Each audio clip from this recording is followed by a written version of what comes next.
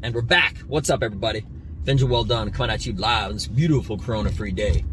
Today is Saturday, May the 8th at 9:35 in the morning. How are you doing? So here's the thing. Digital currency and perspectives. That's a really vague title. I think I'm getting good at these whole vague title things. But anyway, there was an article the other day coming from different points of view of somebody who had an extreme view on one side, an extreme view on the other side, and a moderate conservative view in the middle. Okay?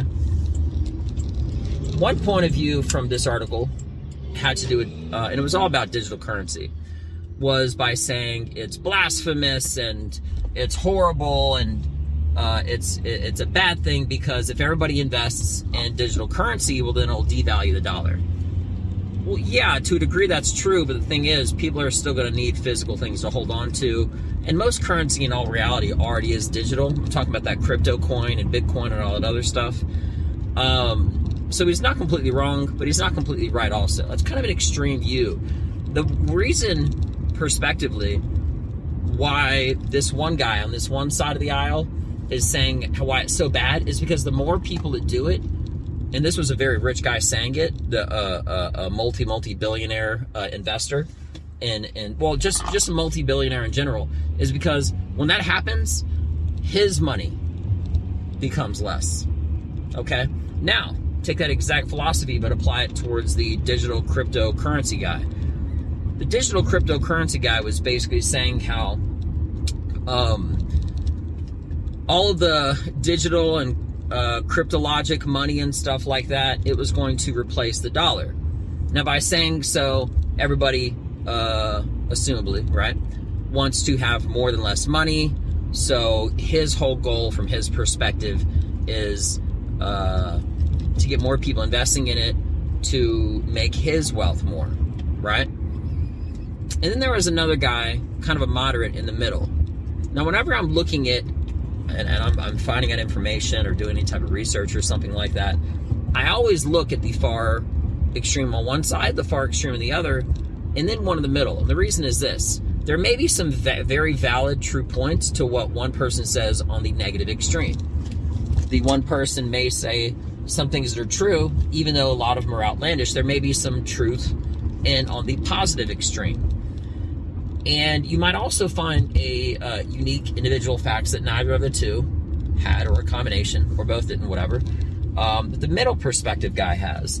And that's exactly what I did when it has to do with cryptological currency and digital currency, all this stuff that is basically not the dollar, like Bitcoin and stuff like that.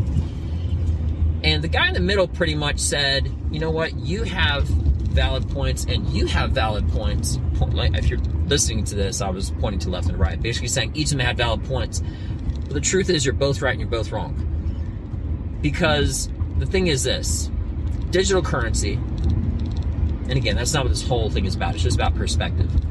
But for argument's sake or whatever, digital currency is something that had a small start, and now it is picking up steam, and it is only going to continue in that direction.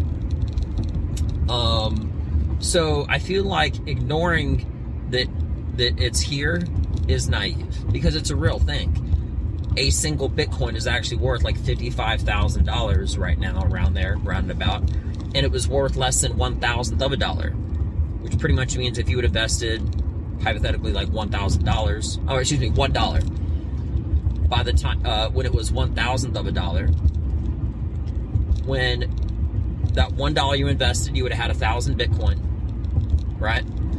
By the time it reached $1, you would have $1,000. By the time it hit 55,000, when you just tack on some zeros there, you'd have multiple millions of dollars. It's pretty immense from $1. $1, just $1. That's it. So stupid. Now it gets even crazier if you were to actually invest like $1,000 or $100 or whatever, right? It gets even crazier then. But my point is this. This was kind of a pattern, a formula that I do for everything when I'm researching information. Because when I'm researching, I'm really just seeking the truth, looking at different perspectives and maybe a middle perspective to gain ground as far as maybe I will agree with the guy on the left more, or the right, or the center. For this topic specifically, I agree on the center, because I don't think anything is ever going to replace the dollar or any other physical currency. I think that's kind of an extreme thing to say from the guy on the right. I also feel like it's naive to ignore, so you automatically have to ignore the guy on the left. But prospectively, each of them wants the extreme right and the extreme left, again, not being political, prospectively wants their own financial or their own interest, or for any argument or discussion or topic, whatever, to be right. And sometimes the truth can actually be a little bit further to the left than the right. Sometimes it could be closer to the left, and the guy who is in the middle is siding with the guy on the right. So he's not really in the middle. You know, to have an actual arbitrary, non-biased kind of a point of view, it's pretty unlikely. Just basically from the point that if they don't, they're being honest, but they also have no gain in it. And if their gain is to give information, well, then that's pretty much the only perspective that they can get. Now, which is completely different compared to, say, if the guy in the middle is supposed to side with one of the differences, you know? And maybe, just maybe, I'm not losing you too much, but the point is this. I use that formula of looking to the extreme left, extreme right of something, two different sides, and then try to find individuals that are talking about the middle, to maybe not just determine which side is more correct, but what the middle point of view is. And I may have to look at several individuals in the middle to find out what that true middle is. Because like I said, the guy who says he's in the middle might actually be talking up the right side. Like a guy can say that he's completely unbiased, but and then XYZ, something crazy after that, right? So it's sort of weird to say you're in the middle if you're clearly not, if you have some sort of an interest, or if you already agree with somebody. You know, perfect example, if you have a wife or girlfriend, husband, boyfriend, whatever, they don't even have to be right. But if somebody is contradicting them, there's a very high possibility that even if they're wrong, that significant other will agree with them just because of favoritism, you know? And that's just the world. But anyway, so in short, having to do with two topics, cryptocurrency and perspective. If you really want to learn something the best, in my opinion, research it from the left, the far negative, the far positive, and somewhere in the middle. But maybe even at least one fair one. And if you don't feel like you're getting a fair perspective, then multiple middle points of view to really find out what that middle is, to make your best determination according to what direction you want to go in, depending on whatever the circumstance is.